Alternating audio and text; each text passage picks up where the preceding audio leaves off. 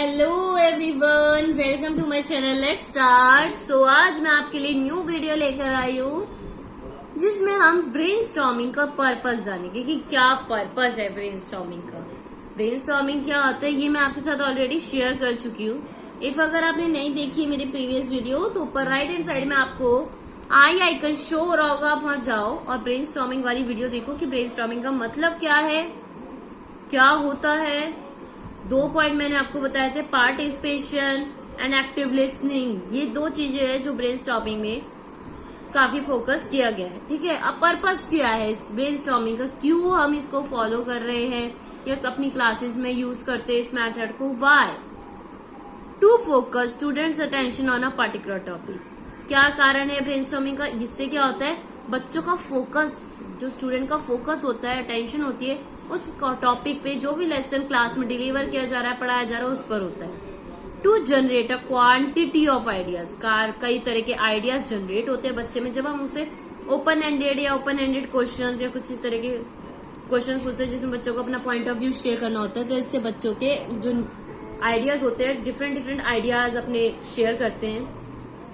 To teach acceptance and respect for individualities. साथ ही साथ हम ये भी बच्चों को सिखाते हैं कि दूसरों को कैसे रिस्पेक्ट दी जाती है और कैसे एक्सेप्ट किया जाता है।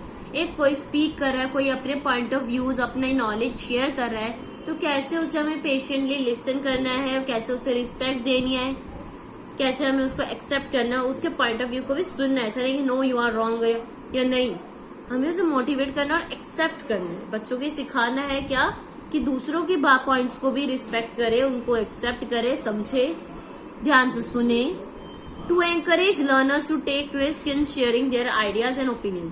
और कहीं ना कहीं बच्चों को हमें ये भी एनकरेज करना कि जो भी उनके माइंड में आइडियाज आ रहे हैं, जो भी पॉइंट्स आ रहे हैं, वो शेयर किए जाए क्लास द्वारा।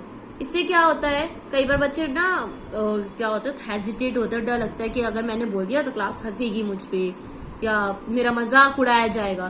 तो एज अ टीचर आपको ये बहुत ध्यान में रखना है कि हर बच्चे को राइट मिले बोलने का, वो अपना पॉइंट शेयर करे क्लास में, चाहे वो अच्छा हो, सिली सा हो, बेकार ही हो। ऐसा ना बच्चे को फील हो कि नहीं मेरे को नहीं करना। नो, रिस्क वाला काम नहीं होना चाहिए बच्चे के अंदर। रिस्क वाली नहीं, मैंने फील शेयर कर दिया तो मेरा मजाक उड़ाया जाएगा, ये वाली चीज आनी नहीं चाहिए आपके स्टूडेंट्स में। तो बच्चों को एनकरेज करना, जो भी माइंड में आ रहा है शेयर इट। इससे क्या होगा, कॉन्फिडेंस लेवल डेवलप होगा और कहीं ना कहीं उनके लेवल ऑफ नॉलेज भी डेवलप होगी, किस तरह से और पॉइंट सोच सकते हैं, उसको सॉल्व कर सकते हैं। To demonstrate to students that their knowledge and their language abilities are valued and accepted.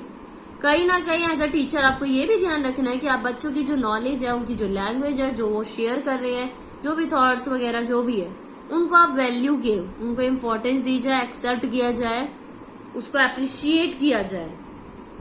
To introduce the practice of idea collection prior to beginning task such as writing और solving problem. कि जो एक direct problem solving में नहीं आते, धीरे धीरे introduce करते हैं, बेस प्रिपेयर करते हैं, देन उसके बाद हम आगे आगे बिगनिंग टास्क देते हैं, जैसे राइटिंग हो गई या छोटी छोटी प्रॉब्लम सॉल्व। देन उसके बाद हम ओपन एंडेड क्वेश्चंस, इस तरह के क्वेश्चंस पूछते हैं जिसमें बच्चे अपने knowledge beyond the classroom think कर सके, एक लिमिटेड स्पेस रखनी अपने माइंड में, जो भी पॉइंट्स है वो शेयर कर सके। To provide an opportunity for student to share ideas and expand their existing knowledge by building on each other's contributions. बच्चों की अपॉर्चुनिटी प्रोवाइड कराना कि वो अपने आइडियाज शेयर करें और साथ ही साथ जो उनकी नॉलेज है उसको भी आगे एक्सपेंड करें। एक दूसरे के थॉट्स सुनेंगे तो नई चीजें सीखेंगे भी ना। आपकी क्लास में अपने भले ही ग्रुप में 5 बच्चे या 6 स्टूडेंट जो भी बनाए हैं, अगर कोई एक बच्चा शेयर कर रहा है तो बाकी सुन भी तो रहे हैं, वो भी तो नॉलेज गेन कर रहे हैं ना। तो ब्रेनस्टॉर्मिंग में दोनों चीजें इंपॉर्टेंट है, लिसनिंग एंड पार्टिसिपेशन बहुत इम्पोर्टेंट। जब हम पार्टिसिपेट करते हैं, अपने पॉइंट शेयर करते हैं, तो हमारी नॉलेज तो बढ़ती है, और जब हम दूसरों के सुनते हैं तो और गेन होती है कि हाँ इसके आंसर्स ये भी हो सकते थे, इस तरह से भी हम इसको कर सकते थे। अब नाउ कुछ ना रूल्स है ब्रेनस्टॉर्मिंग के, वो देख लेते हैं। रूल्स क्या है जो ब्रेनस्टॉर्मिंग के होते हैं। टोटल यहाँ पे जो ये बुक है इसमें टोटल 4 रूल्स है जो मैं आपके साथ शेयर कर रही हूँ। देयर आर 4 रूल्स है ब्रेनस्टॉर्मिंग के, जो कि रिड्यूस, इसका इंटेंट क्या है, reduce social inhibition among team member, stimulate idea generation and increase overall creativity. इसका मेन मोटिव क्या है कि ओवरऑल क्रिएटिविटी या ओवरऑल लेवल ऑफ थिंकिंग ये जो भी है उसको डेवलप करना।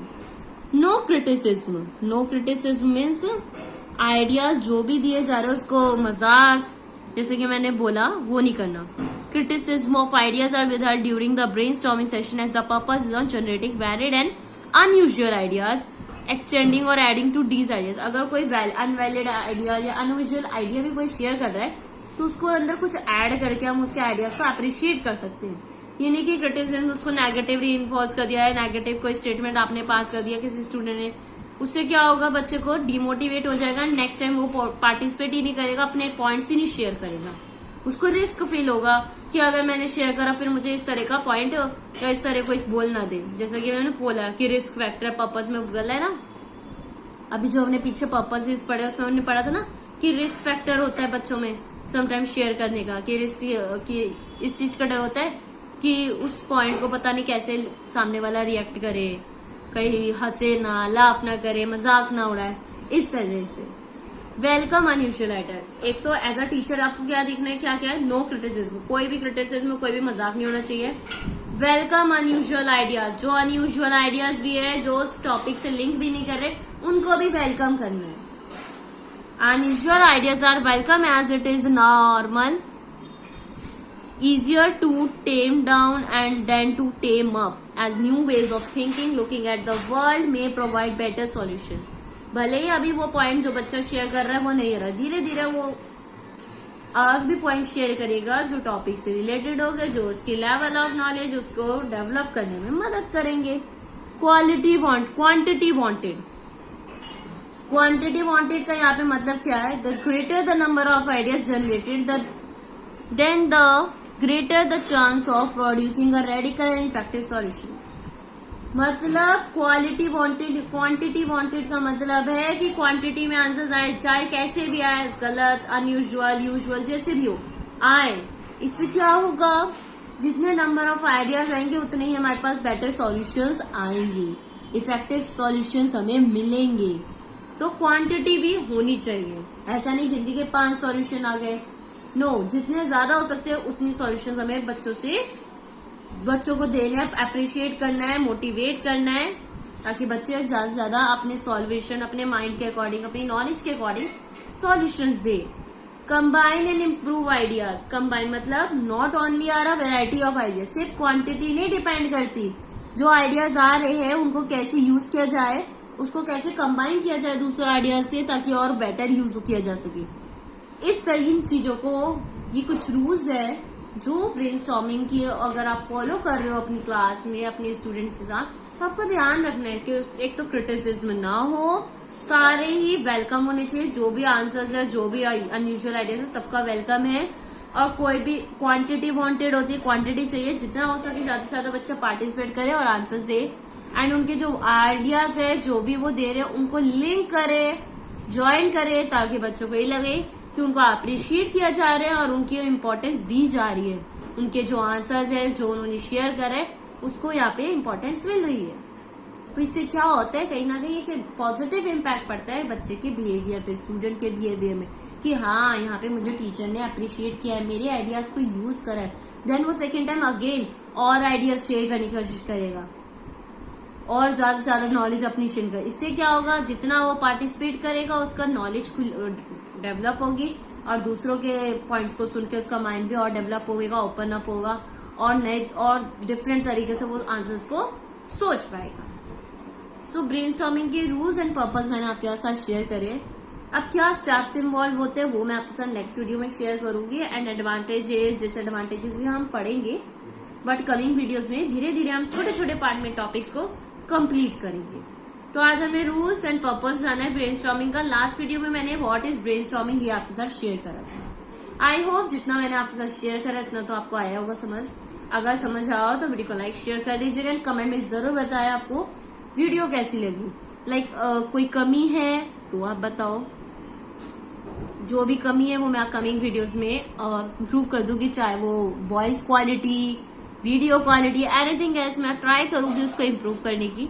तो आप कमेंट में बताएं जो भी आपको वीडियो जो थे दौरान फीडबैक यू कैन से, आप चाहते हो कहीं भी फीडबैक देते हो ना, ऐसी एट दी एंड फीडबैक दीजिएगा। एंड जाने से पहले चैनल को सब्सक्राइब कर लो अगर आपको ऐसी और वीडियोस चाहिए, ताकि जब भी मैं अपलोड करूँ उसका नोटिफिकेशन आप तक पहुंच जाए।